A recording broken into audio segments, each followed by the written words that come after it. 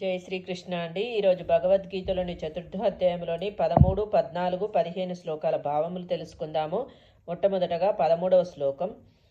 చాతుర్వర్ణ్యం మయా సృష్టం గుణకర్మ విభాగశః తస్య కర్తారమపి మాం విద్య కర్తారమవ్యయం.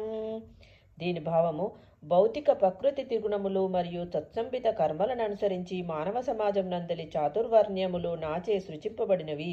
ఈ విధానమునకు నేనే కర్తనైనను అవ్యయుడనగుటచే అకర్తగానే నన్ను నీవు తెలుసుకొనుము అని భావము.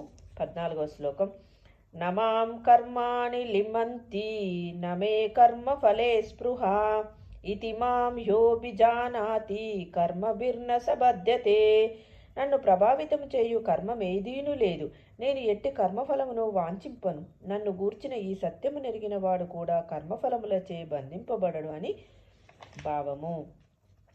15వ శ్లోకం.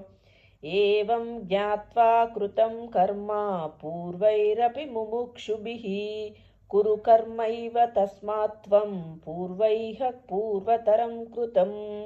దీని భావము: పూర్వకాలమున ముక్తాత్మలందరూ నా దివ్య స్వభావపు ఈ అవగాహనతోనే కర్మలను నొనరించియుండిరి. అందుచే నీవు కూడా వారి అడుగుజాడలను అనుసరించుచు నీ కర్మ నొనరింపు అని భావము. జయ శ్రీకృష్ణ అండి. మిగతా శ్లోకంలో మరో వీడియోలో తెలుసుకుందాం.